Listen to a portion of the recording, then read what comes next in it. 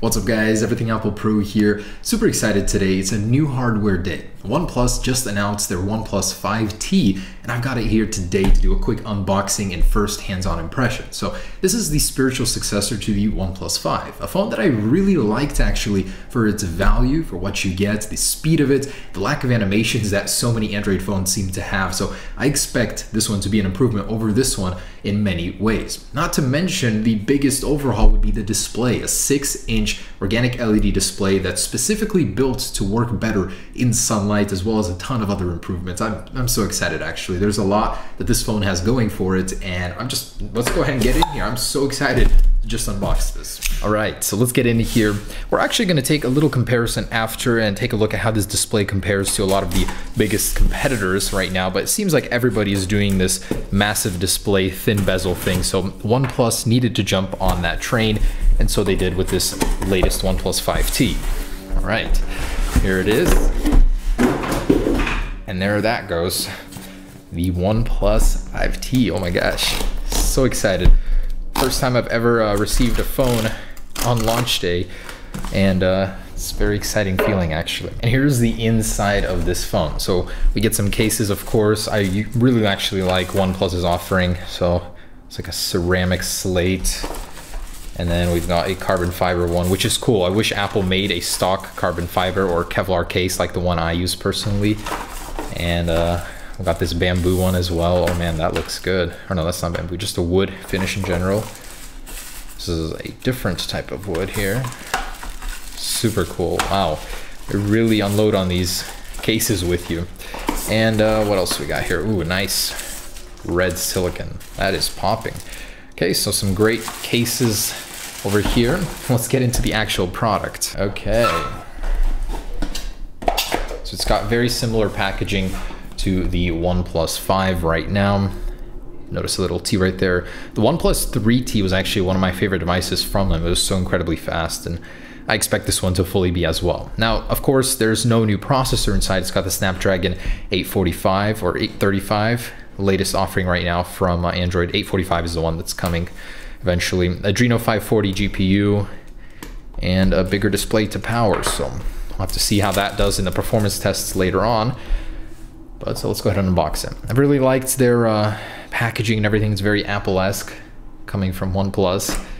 All right, and here's this. Wow, so it really is a pretty dang big display.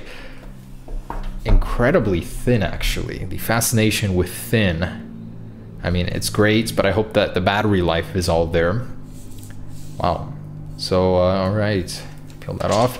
Very similar design-wise to the OnePlus 5. As you can see, it's just a little bit different here. Let me peel this off. We do now have a rear facing fingerprint sensor, which you can actually discern a little bit easier. You feel that a little bit better than on the Galaxies. So especially versus the Pixel, kind of right smack dab in the middle. All right, the camera does now protrude just a little bit more. It's very similar to Apple's protrusion on the Pluses instead of just this bevel going around.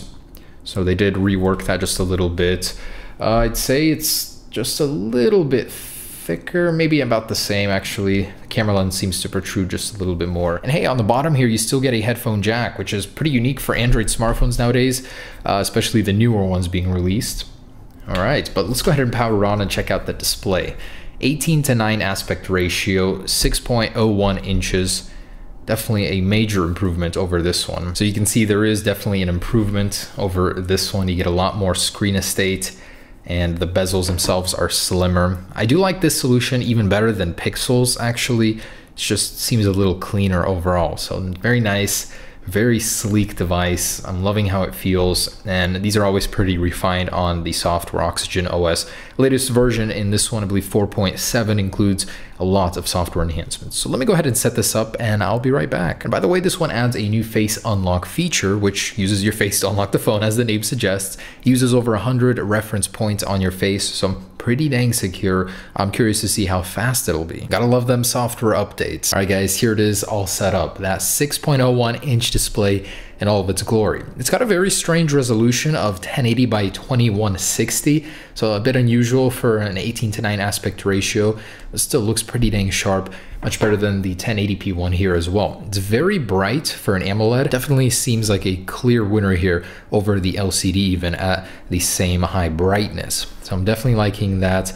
It does have all gesture-based controls now, as it doesn't have a home button anymore, but it does have the on-screen ones. Very quick, very responsive, but it is a new phone, so I'd expect nothing less from that.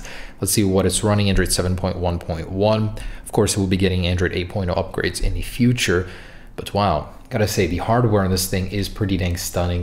It's a great blend of thin and fast and responsive. So there is that, guys. It does have a lot of new software features. One of my favorites is the double tap on the power button to quickly take a picture. So with that enabled, just double tap the power button and it'll take a picture really quick. Setting I really like for those quick moments when you need to take something and boom, there it is, you got it.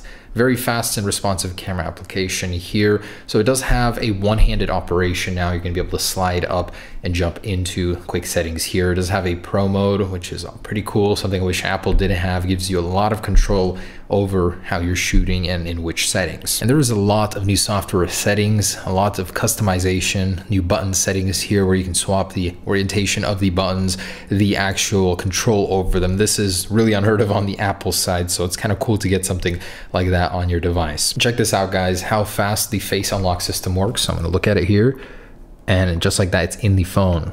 So that's kind of crazy. There's no animation. When I look at it, it's just in. That's crazy. So definitely much faster than the Face ID I'm used to. It definitely isn't going to be as secure, as it doesn't have the 3D depth mapping in the camera like Apple. But hey, from a simple glance, that's pretty impressive that it unlocks that fast. They also do tout that the fingerprint sensor unlock takes 0.2 seconds. So let's see about that. I'm going to tap it in 3, 2, 1. Wow, that is so impressive. No animation, just wakes up. For comparison, the iPhone 10, I mean, look at this. You unlock it, look at it, and then here you go. Man, it takes so long in comparison. That is so impressive. So definitely much faster there. Screens, look at that. I mean, the iPhone definitely is smaller, but does look more impressive for the size. Although this display definitely does compete more with the latest offerings from so many manufacturers. Definitely a huge improvement, and for $499, you get a lot of value here. You're getting ultra fast fingerprint and face unlock systems, gesture based, so massive organic LED display. Definitely like it's huge improvement. Very bright. And something really neat in the gestures, swipe fingerprint for notifications. Basically just swipe down on the fingerprint sensor in the back, and that is really cool. Something like that, pretty cool without having to take your other hand and swipe down on the notifications. Really great use of the fingerprint sensor in the back, I think. So I really like that one. So quickly from the camera, just hold on the back of the fingerprint sensor and it takes a picture.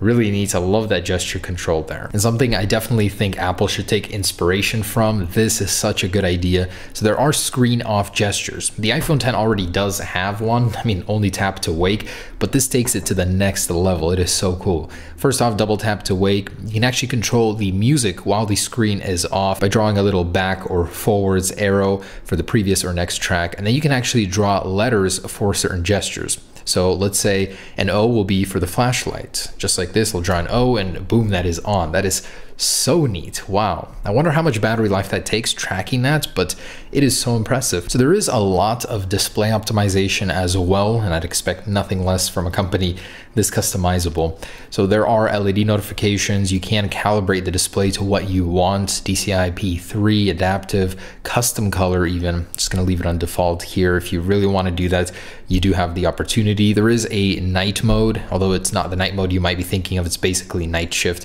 same as Apple here. And take note, Apple, we do need this. There is a dark theme system-wide, so you can go ahead and save battery life with that organic LED display by using this. I think that's definitely really nice. It changes all of your controls up there as well. So pretty much any of these system applications will be in a dark mode, which is what we need on the Apple iPhone side of things. It's very nice to see so much customization on an Android phone. So how does this thing look next to the competition? Here is the OnePlus 5 next to it. Huge evolution there.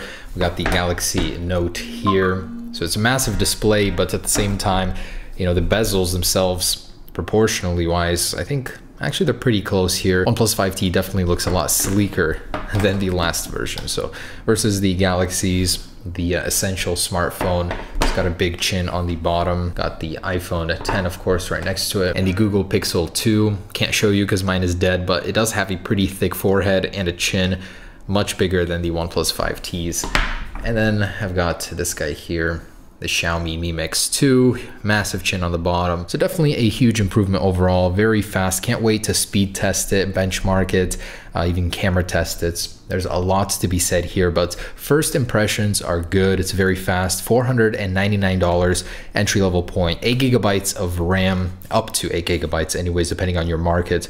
Really a impressive phone for the money. So can't wait to get into more of the deeper stuff with you guys, but there is my quick hands-on impressions of the OnePlus 5T, and they are very good. I'm loving this thing. I'll catch you guys soon in some more videos.